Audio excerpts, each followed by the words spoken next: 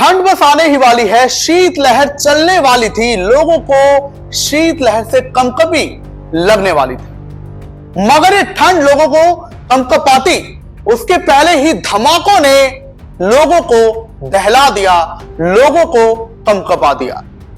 आपकी जानकारी के लिए बता दें कि देश का दिल कही जाने वाली देश की राजधानी दिल्ली में लाल किले के पास मेट्रो स्टेशन जो है, वहां गेट नंबर 1 पर एक कार में जोरदार धमाका होता है। इतना जोरदार कि इस धमाके में अब तक 9 लोगों की मौत हो चुकी है, 24 लोग घायल हैं, जिनका इलाज लगातार दिल्ली के एलएनजेपी अस्पताल में चल रहा है।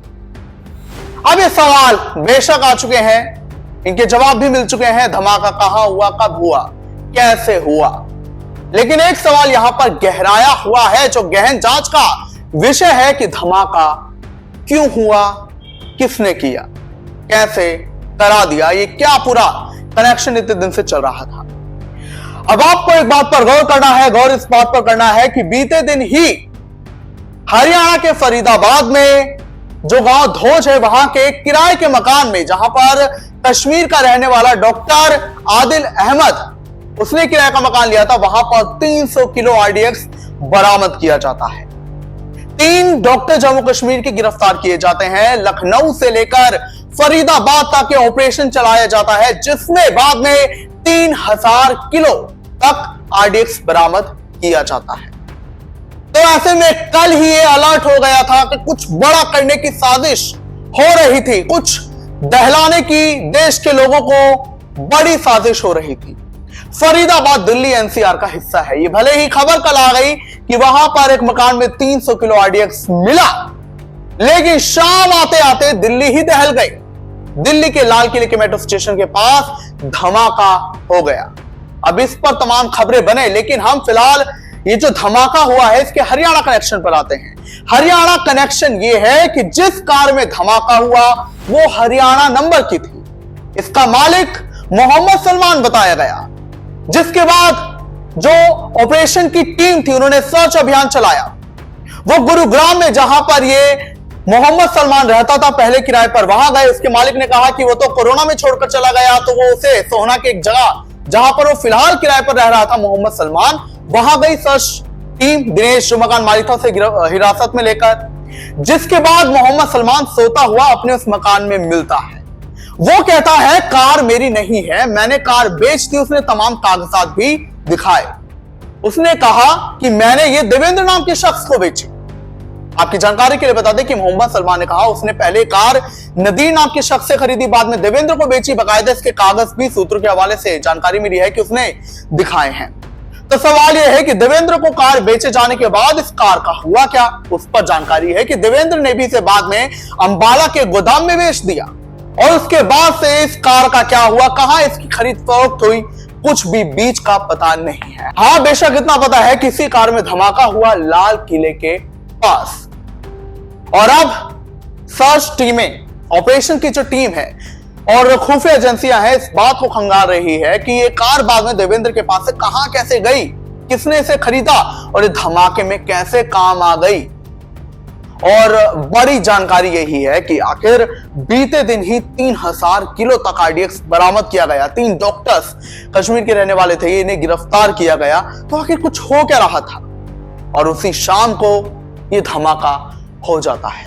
सवाल यह है कि धमाका क्यों हुआ, ढिलाई हुई तभी तो हुआ। ऐसा कहने में कोई गलत तुक नहीं साबित होता है, क्योंकि देखिए कार में धमाका हुआ, कार मेट्रो स्टेशन की पार्किंग में थी। इसके पहले जो ये कार चला रहा था वो कैसे कार में आरडीएक्स भर के मेट्रो स्टेशन तक ले आया। ऐसे ही तो ले आया, क्योंकि उसकी चेकिंग नहीं हुई होगी, कार की तलाशियां नहीं हो रही होंगी। देश का दिल, देश की राजधानी दिल्ली जैसी सेंसिटिव जगह, लाल किले जैसा हिस्टोरिकल मॉन्यूमेंट, वो एक सेंसिटिव जगह है। तो ऐसे में वहां पर भी क्या ढिलाई बरती गई। आमतौर पर मेट्रो स्टेशनों में तो हाई सिक्योरिटी होती है, लेकिन क्या हुआ कि उस दिन वो सिक्योरिटी इतनी ढीली पड़ गई कि एक शख्स पार्किंग में कार ले आता है और पार्किंग में धमाका कर देता है। क्या हो रहा था, ये कार हरियाणा नंबर की थी, तो चलिए दिल्ली में होगी भी, लेकिन ये मेट्रो स्टेशन तक कैसे पहुंची। और अगर एक कार पहुंची तो 2 भी पहुंच सकती थी, 3 भी, 4 भी, 5 भी। और एक कार अगर मेट्रो स्टेशन लाल किले के पास पहुंची तो वो चांदनी चौक या उसके और आगे और कई इलाकों में भी कई कारें जा सकती थी। बहरहाल अब जो भी हो, सर्च टीम में लगातार इस मामले की तार खंगालने में जुटी है। खुफिया एजेंसी मामले के जांच में मामले के तार तमाम, क्योंकि जैसा हमने आपको कल इंडिया के आधार पर जानकारी दी थी कि ये जो कल आईडीएक्स बरामद हुआ है, इसका कनेक्शन जम्मू कश्मीर, पंजाब, हरियाणा, उत्तर प्रदेश, गुजरात तक खंगाला जा रहा है और खंगाला जा भी रहा था, लेकिन उसी बीच धमाका हो जाता है। बहरहाल हम देश की राजधानी दिल्ली से 85 किलोमीटर दूर पानीपत आते हैं। यह भी दिल्ली एनसीआर क्षेत्र का हिस्सा है। फिलहाल फरीदाबाद में सर्च ऑपरेशन लगातार मस्जिदों में और भी कई जगहों पर चलाया जा रहा है और वो अल फलाह यूनिवर्सिटी, जहां पर डॉक्टर आदिल अहमद और उसका एक और साथी ये पढ़ाते थे, तो वहां पर भी सर्च ऑपरेशन चलाया गया है।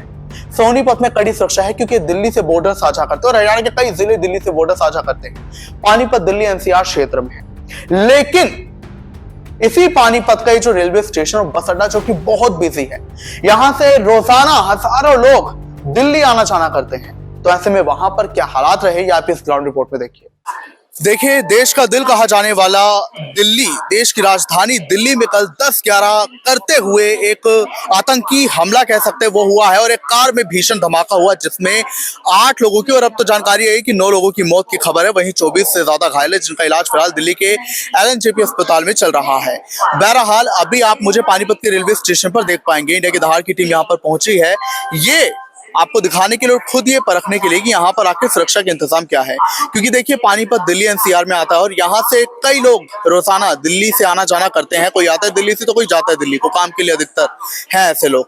तो ऐसे में यहाँ पर सुरक्षा को लेकर अगर माहौल दिखाएं तो कुछ यहाँ पर खास सिक्योरिटी अभी नहीं दिखाई दे रही है और जो जाने वाले यात्री हैं वो भी अपनी ट्रेन का इंतजार कर रहे हैं। तो ऐसे में सोचने वाली बात है कि फरीदाबाद में, हरियाणा का हिस्सा है फरीदाबाद, दिल्ली एनसीआर का हिस्सा है, वहां पर कल 300 किलो आरडीएक्स बरामद होता है और जब लखनऊ से दिल्ली तक अभियान चलाया जाता है तो वहां पर कुल लगभग जो है 3000 किलो तक आरडीएक्स बरामद होता है। यानी कि एक बड़ी आतंकी साजिश कहा जा सकता है, वो तैयारी चल रही थी। लेकिन इसी बीच लाल किले के मेट्रो स्टेशन का गेट नंबर 1 के पास एक भीषण धमाका कार में होता है और इसी बीच अगर हम पानीपत रेलवे स्टेशन एक ऐसी जगह है जहां से आना जाना बहुतों का होता है, सेंसिटिव जगह है ये, तो यहाँ पर भी सिक्योरिटी ना होना कुछ ना कुछ बता रही है कि आखिर क्यों यहाँ पर भी सिक्योरिटी के इंतजाम नहीं है। जो आरपीएफ के जवान है वो तो है अपनी सिक्योरिटी में, मगर वो रेगुलर है, कुछ ऐसी स्पेशल सिक्योरिटी फिलहाल के लिए की जाए वो नहीं, हम ऐसा कह सकते हैं। और हमने जब यहाँ के सुपरिटेंडेंट है स्टेशन के, उनसे बात करने की कोशिश की तो वो वहां पर मौजूद अपने ऑफिस में नहीं थे।